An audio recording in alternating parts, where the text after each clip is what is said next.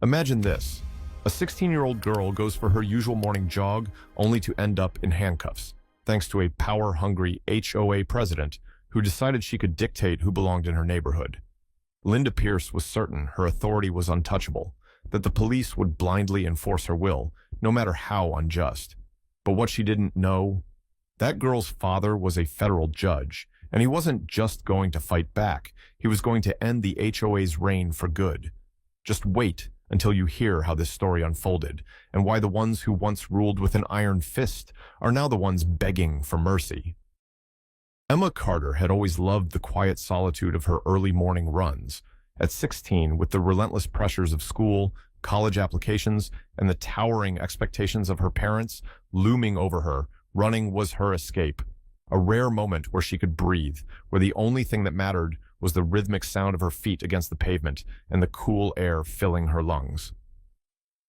It was her sanctuary, her rebellion, her one slice of freedom in a life that often felt like an endless race she hadn't agreed to run.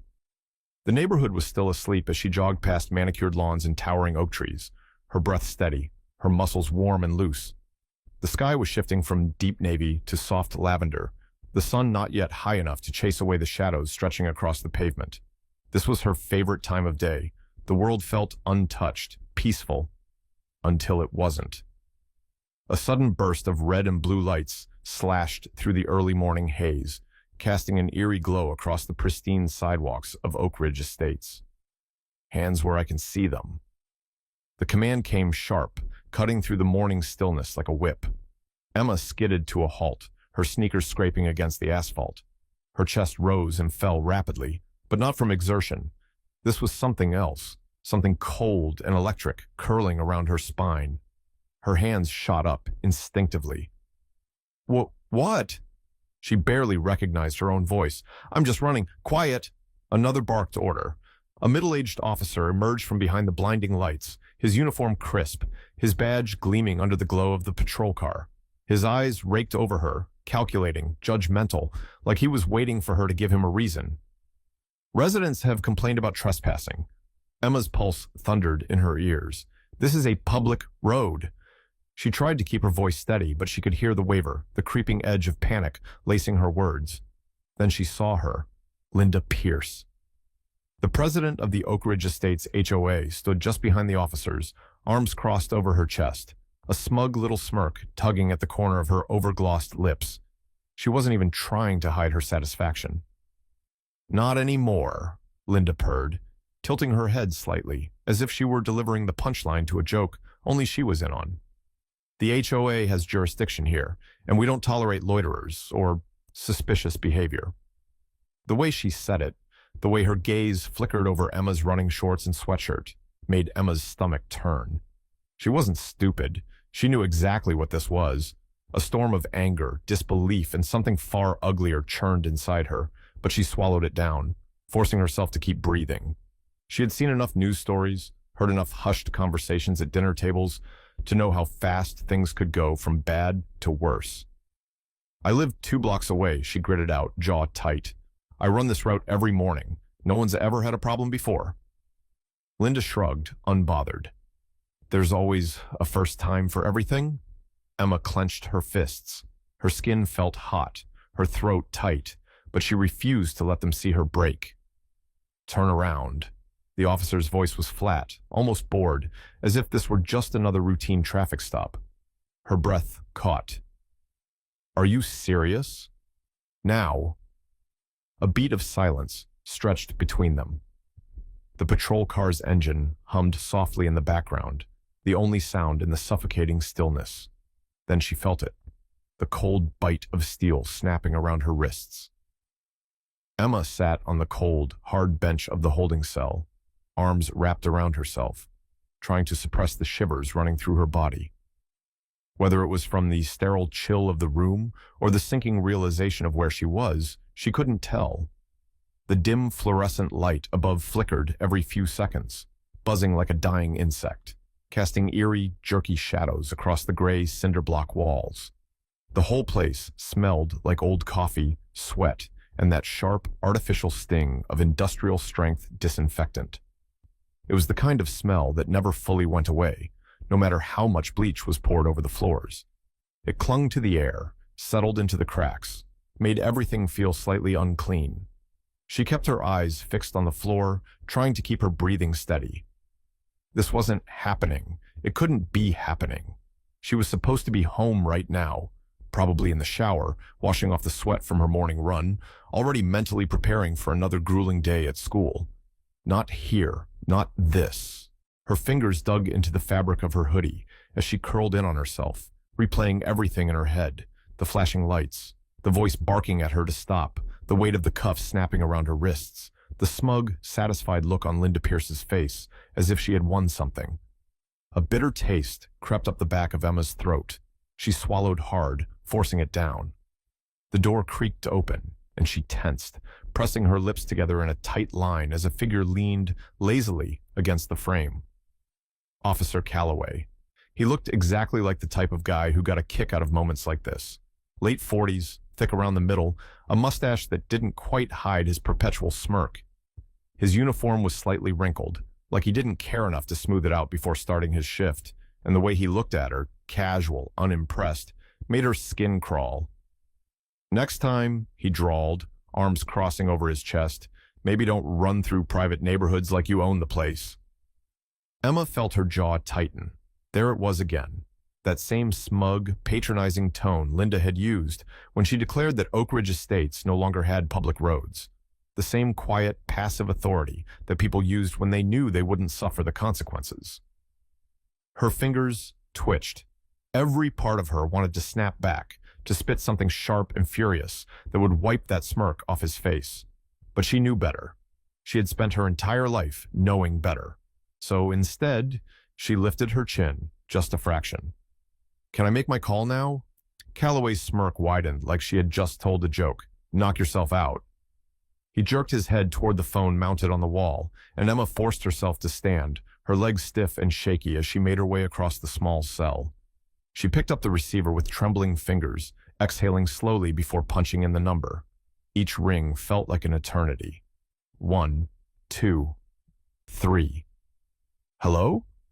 Her mother's voice, sharp, controlled. But there was something else beneath it, something so tightly wound that Emma felt the hairs on her arms rise. She opened her mouth, but suddenly, the words felt foreign, too big to say out loud. But there was no way around it. "Mom!" Her voice was too soft, too weak. She swallowed, tried again. "Dad?" A breath. "I was arrested." Silence, the kind that stretched too long, too still, like the air had been sucked out of the room. Then finally, her father spoke. His voice was calm, too calm, low and measured, like a knife sliding out of its sheath. "Who arrested you?" Emma's fingers clenched around the receiver. "HOA called the cops. They said I was trespassing. Dad, they put me in cuffs." Click. The line went dead. Emma sucked in a sharp breath, staring at the receiver as the dial tone buzzed in her ear. He had hung up, not in anger, not in panic, but because he was already moving. Judge Malcolm Carter was on his way. When Judge Malcolm Carter walked into the police station, the entire room seemed to shift. The air, once filled with casual chatter, the hum of phones, and the clatter of keyboards, went deathly still. Conversations cut off mid-sentence.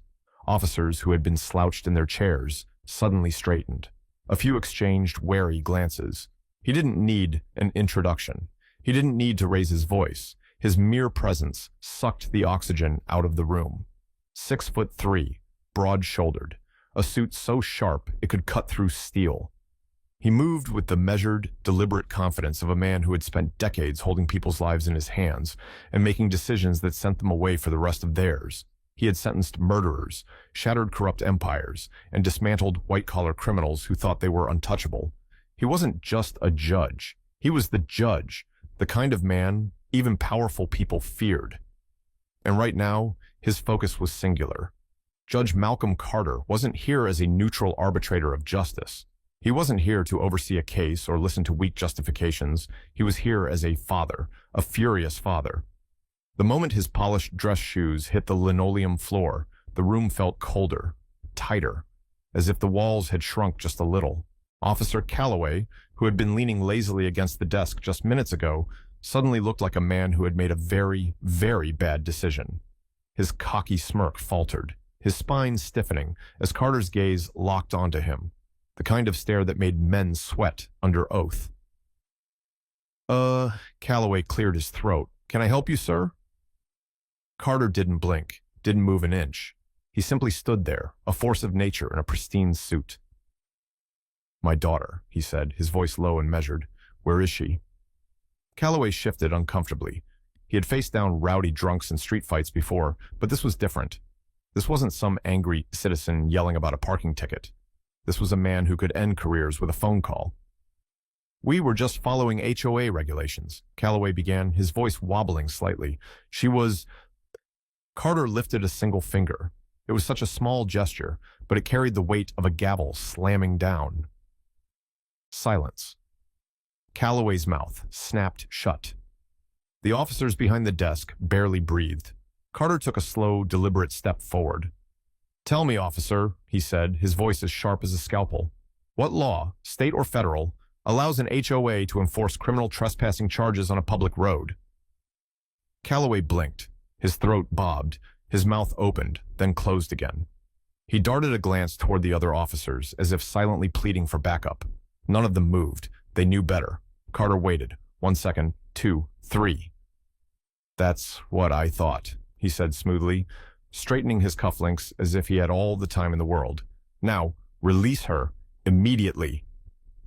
Calloway hesitated, his face rapidly draining of color. But Carter didn't raise his voice. He didn't need to. Now, just one word, cold, final. The weight of it hung heavy in the air. Calloway exhaled sharply, then jerked his head at one of the younger officers standing nearby. "Get her out," he muttered. Within 5 minutes, the heavy metal door at the end of the hall groaned open. Emma stepped out. She looked smaller than usual, though she still held herself tall. Her hoodie was slightly wrinkled, her hands rubbing absently at her wrists where the cuffs had been, but her eyes were clear, defiant. Carter's gaze softened, just a fraction, as he took in his daughter. He reached out, brushing a loose strand of hair from her forehead in an unspoken reassurance. "Go wait in the car, sweetheart," he said, his voice even, steady. Emma hesitated for half a second, as if considering arguing. But she knew better. She knew that tone. She had heard it before, when he shut down slick-talking defense attorneys, when he dismantled witnesses who thought they could lie on the stand, when he handed down sentences that made the entire courtroom hold its breath. It wasn't the voice of a man who had won. It was the voice of a man who was just getting started. So she gave a small nod and turned toward the door, and Malcolm Carter turned back to Calloway. The officer, now visibly sweating, tried to collect himself. "Look, Judge Carter, we were just—" "Sit down!" Calloway's mouth opened, then snapped shut when Carter tilted his head slightly, eyes glinting like a blade catching the light. Calloway sat. Carter smoothed down his tie, the gesture controlled and deliberate, before placing both hands on the desk in front of him. "Now," he said, his voice low, dangerous. "Let's talk about exactly how many laws were broken tonight." Judge Carter turned to Calloway, his expression carved from stone. "Get me the HOA president, Linda Pierce. Now." Calloway hesitated. He knew this was already spiraling out of control, knew that the situation had slipped through his fingers the moment Judge Carter walked through the door. But there was no arguing now, not with a man who wielded the law like a weapon. So, without another word, Calloway turned on his heel and disappeared down the hallway. Minutes passed, thick with tension. The other officers kept their heads down, pretending to focus on paperwork, avoiding Carter's gaze as if eye contact alone could pull them into whatever storm was about to unfold. The air in the room felt heavy, like the walls themselves were bracing for impact. Then, finally, the door swung open. Linda Pierce walked in with her usual smug confidence, her high heels clicking against the linoleum. She adjusted the lapels of her perfectly tailored blazer, her expression the same one she always wore at HOA meetings, stern, superior, utterly convinced of her own righteousness. She barely glanced at the officers. Her gaze went straight to Carter. "Judge Carter," she said smoothly, folding her arms over her chest, "I assume you understand that—" "I understand," Carter cut in, his voice as sharp as a scalpel. that you have overstepped your authority." Linda's lips parted slightly, caught off guard by the interruption. "And," Carter continued, his tone precise, methodical, "I assume you're aware that filing a false police report is a felony?" The shift in Linda's posture was almost imperceptible, a tightening around her shoulders, a flicker of hesitation in her carefully constructed expression. She licked her lips, glancing at Calloway as if he might somehow save her. He didn't. He was already sweating through his uniform, staring down at the desk, as if he wished he could sink into it. "I was acting in the best interest of our community," she finally said, straightening her spine, forcing a small, rehearsed smile. Carter tilted his head slightly, studying her like a scientist examining something under a microscope. Then, very calmly, he asked, "By racially profiling a teenage girl?" Linda flinched. The reaction was quick, involuntary. She recovered fast, too fast, but Carter saw it. "That's not what this was about," she snapped, voice rising just a fraction. "It doesn't matter what you think it was about," Carter interrupted. His tone hadn't changed, but the weight behind his words had. "What matters is the law, and right now, Linda, you're on the wrong side of it." Linda's mouth opened, then shut again. For the first time that morning, she looked uncertain. The reality was sinking in. The power dynamic had shifted, and she knew it. Carter let the silence stretch, watching as she struggled to come up with some excuse, some flimsy justification that would allow her to regain control of the situation. But there was none. Not this time. "Here's what's going to happen," he said finally, his voice even, unhurried, as if he had all the time in the world. "My daughter is pressing charges. I have every intention of ensuring this HOA is investigated for civil rights violations, and I will personally oversee the case that determines whether you, Linda Pierce, face criminal charges." Linda staggered back slightly, as if the words had physically struck her. "Criminal charges?" she echoed, her voice barely above a whisper. Carter's lips curled into the faintest smirk. "You should have read the fine print." By the next morning, the scandal had exploded like a grenade, shrapnel flying in every direction. The news cycle had latched onto it with the kind of voracious hunger reserved for political scandals and Hollywood meltdowns. Social media was on fire, the outrage spreading like gasoline on an open flame. HOA calls cops on jogging teen, arrested without cause. Federal judge takes legal action against corrupt HOA president. Neighborhood racism exposed. Judge Carter strikes back. The headlines screamed from phone screens and television broadcasts. Twitter, no, X, was a war zone, flooded with hashtags like #JusticeForEmma and #HOAbuse. A local news station had already aired security footage from a neighbor's doorbell camera, capturing the exact moment Emma had been confronted by the police. The way she'd been forced to her knees. The way Linda Pierce had stood there, arms crossed, watching like she was the queen of some fiefdom. The court of public opinion had already ruled. Linda was guilty. And now, her phone wouldn't stop ringing. The HOA board members were in full panic mode, their once pristine, tightly controlled world crumbling under the weight of public scrutiny. "This is a nightmare," someone shrieked through the speaker of Linda's phone. Linda, standing in her once immaculate kitchen, barely acknowledged it. She was too busy stuffing clothes into a suitcase, her hands moving with stiff, jerky motions. "Do you have any idea how much this lawsuit could cost us?" another board member demanded, his voice cracking with barely restrained hysteria. Linda clenched her jaw, resisting the urge to throw the phone across the room, as if she hadn't spent the last 4 hours fielding panicked calls, as if she hadn't watched her reputation go up in flames overnight. The news vans had started circling her house before dawn, their bright cameras flashing through her windows like vultures eyeing fresh roadkill. A few reporters had even knocked on her door, their microphones shoved forward, waiting to capture a soundbite that might go viral. She had ignored them, ignored the emails, the texts, the neighbors who had suddenly decided that she was the problem, that she had acted alone, that they hadn't nodded along in agreement. Every time she suggested tightening up security, or keeping a certain standard in the neighborhood. Cowards. She zipped up the suitcase with a sharp jerk, her pulse hammering as she grabbed her laptop, shoving it into her tote bag. She could fix this. She just needed time. Time to spin the narrative, to get ahead of the media storm. to make people forget. Then her phone buzzed again.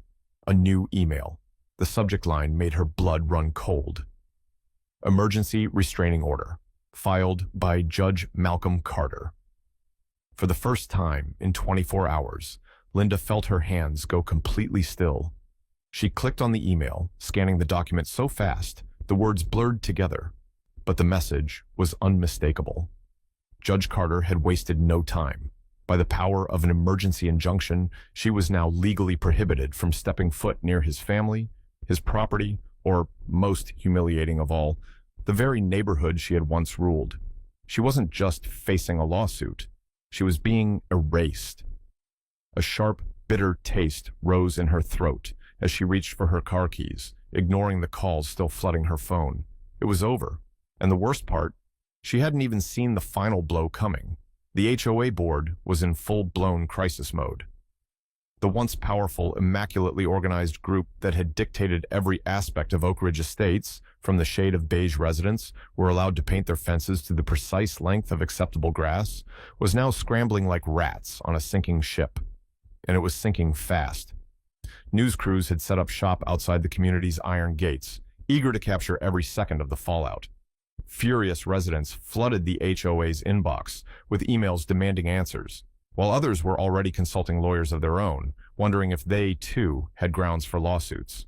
The neighborhood's once pristine reputation had become a national joke, a cautionary tale of what happened when people let power go to their heads. The board members, men and women who had once lorded over the community with an iron fist, were now panicking, grasping for any way to salvage what little authority they had left. First, they issued a public apology. It was a carefully crafted statement, filled with all the right buzzwords: regret, misunderstanding, a failure to communicate. They insisted that Oak Ridge Estates was a welcoming community, that the incident had been a deeply unfortunate mistake, that the HOA was taking steps to ensure something like this never happened again. No one bought it. The comments on the HOA's Facebook page were brutal. You didn't care until you got caught. You called the cops on a teenager and now you want sympathy? Fire everyone. Dissolve the HOA. You're all a disgrace. The board, seeing the apology had flopped harder than a failed Kickstarter, switched tactics. They blamed Linda. It was her fault, they claimed. She had acted alone. She had made the decision to call the police. She had misrepresented the HOA's policies.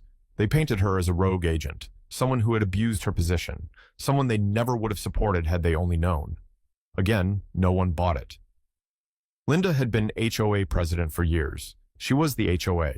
Every rule, every fine, every ridiculous regulation, they had all been crafted under her leadership. The idea that she had somehow acted alone was laughable, but the board members weren't done grasping at straws. So they tried one more thing. They tried to buy their way out. Through a lawyer, they discreetly reached out to Judge Carter, offering a settlement. A very large settlement. Enough money to make the lawsuit disappear, to make all of this go away before it got any worse. Carter's response? A single sentence. No amount of money will buy your way out of this. The message was clear. They weren't dealing with a disgruntled homeowner who could be silenced with a check. They were dealing with a judge, one who had made a career out of holding people accountable. So, out of options and out of time, the board did the only thing they could. They fired Linda, publicly. They announced her removal in an official statement, distanced themselves as far as humanly possible, and threw her under the bus with all the enthusiasm of people trying to save their own skin. But it was too late. The lawsuit had already been filed. The investigations had already begun. The damage was done, and nothing, not apologies, not lies, not even the ultimate sacrifice of their now former president, was going to stop what was coming next. The courtroom was packed, every seat filled, every aisle lined with reporters, legal analysts, and furious residents of Oak Ridge Estates who had come to witness the downfall of the woman who had once ruled over them with an iron fist. The air was thick with murmurs, hushed whispers, and the quiet clicking of cameras capturing every movement, every flicker of emotion that passed across Linda Pierce's face. She sat at the defendant's table, her back unnaturally straight, but her hands betrayed her, clenched so tightly in her lap that her knuckles had gone white. The confident, smug woman who had once stood behind the police officers as they cuffed a teenage girl, was gone. What remained was a shell of that person, visibly shaken, pale and exhausted from weeks of legal battles and public humiliation. She had fought. She had spent the last month trying everything: appeals, statements, last-ditch efforts to shift the blame onto anyone else. She had begged the HOA for legal support, only to find that they had abandoned her the moment she was no longer useful to them. She had watched her name get dragged through every major news outlet, had seen her house vandalized, had felt the weight of public outrage crush the life she had spent years carefully curating. And now, all that remained was this moment. The moment where the final nail would be driven into the coffin of her reputation, her career, her very existence as she had known it. At the front of the courtroom, Judge Malcolm Carter sat behind the towering wooden bench, his black robe crisp, his expression unreadable. He looked down at her, his gaze steady, his presence suffocating in its authority. "Do you understand the charges against you?" Linda swallowed hard. Her throat felt dry like sandpaper. The words barely made it past her lips. "Yes, Your Honor." A pause. The room felt impossibly silent, the weight of expectation pressing down on everyone inside. "And do you realize that your actions resulted in unlawful detainment and racial profiling?" A ripple of tension passed through the gallery. Reporters scribbled furiously. Linda's lips trembled. Her eyes darted toward her lawyer, but he gave no indication that he could save her now. She was on her own. Tears welled in her eyes. I didn't mean..." Carter didn't blink. Intent does not absolve guilt. The words were final, cold, a legal truth, delivered without room for debate, a sharp inhale from somewhere in the courtroom. Linda let out a quiet, shuddering breath, shoulders slumping under the weight of it all. Then Judge Carter reached for the gavel. He lifted it with the same steady composure he had maintained throughout the entire trial. A second passed, then another, and then... crack! The sound echoed through the room like a gunshot. Guilty. The word might as well have been branded onto Linda's forehead. It rang in her ears, louder than anything she had ever heard. A collective exhale rippled through the courtroom, the moment sinking in like a stone dropping into deep water. It was over. Linda Pierce was no longer the queen of Oak Ridge Estates. She was just another name in the system, another disgraced official brought down by her own arrogance, and there was no HOA rule in the world that could save her now. Linda Pierce resigned from the HOA that same day. Not that she had much of a choice. The board meeting where her fate was decided lasted less than 15 minutes. There was no debate, no impassioned speeches in her defense. Just a cold, clinical execution of what everyone already knew was inevitable. The very people who had once followed her orders without hesitation, who had enforced her ridiculous fines, who had nodded along in agreement when she suggested banning certain types of residents, had now turned their backs on her completely. It was almost poetic. Her resignation letter was short, devoid of any remorse or acknowledgement of wrongdoing. "Effective immediately, I resign from my position as president of the Oak Ridge Estates Homeowners Association. I will have no further involvement with the organization or its affairs." No apology, no explanation, just a quiet, pitiful retreat. She had built this neighborhood's identity from the ground up, shaping it into what she considered the perfect community, a place where she decided the rules, where she controlled who fit in and who didn't. And now, she was nothing. She packed up what little she had left, leaving behind the house she had once lorded over with an iron fist. It didn't feel like home anymore, not with the whispers from neighbors who now refused to meet her gaze, not with the threats of more lawsuits looming over her like a storm cloud. But Linda's downfall was only the beginning. The residents of Oak Ridge Estates weren't done reclaiming their community. The very next week, the HOA board, scrambling to contain the damage, called for a vote on whether the association should continue to exist at all. What had once been the unshakable foundation of their neighborhood was now a toxic brand, an institution so tainted by scandal that even its most loyal supporters wanted nothing to do with it. When the final votes were counted, the numbers were staggering. 87% of homeowners voted to dissolve the HOA entirely. It was over. The iron-fisted rule of Oak Ridge Estates had officially come to an end, and the changes were immediate. The first thing to go? The absurdly strict property regulations that had once dictated everything, from the length of grass to the precise shade of beige allowed for front doors. Almost overnight, the neighborhood came alive with rebellion. Homeowners painted their shutters vibrant colors just because they could. Driveways that had once been empty because the HOA had banned parking in them were suddenly filled with cars. Lawn ornaments, seasonal decorations, and porch swings appeared as if by magic, turning the once uniform community into something with actual personality. For the first time in years, Oak Ridge Estates didn't feel like a gated kingdom. It felt like a neighborhood. As for Emma, she went back to jogging, just like she always had. But this time, it was different. There was no more anxiety prickling at the back of her neck, no more second-guessing whether she belonged, no more need to brace herself for flashing red and blue lights or the sharp bark of an officer demanding she explain why she was existing in a place she had every right to be. She ran freely, her stride strong, the crisp morning air filling her lungs as she moved effortlessly through the streets that had once felt like a battlefield. And then, one morning, she rounded the cul-de-sac and slowed to a stop. The HOA office, once the most powerful building in the entire neighborhood, stood eerily silent. The sign had been taken down. The windows were dark. The parking lot was empty. For years, this had been their fortress, the place where they had held their meetings, where they had dictated who was and wasn't acceptable in Oak Ridge Estates. Now, it was nothing more than an abandoned shell of a failed regime. Emma stood there for a moment, hands on her hips, her breath still steady from the run. Then, slowly, a smirk spread across her lips. She tilted her head, exhaled, and muttered just loud enough for the wind to carry it away. "Guess I own the place now.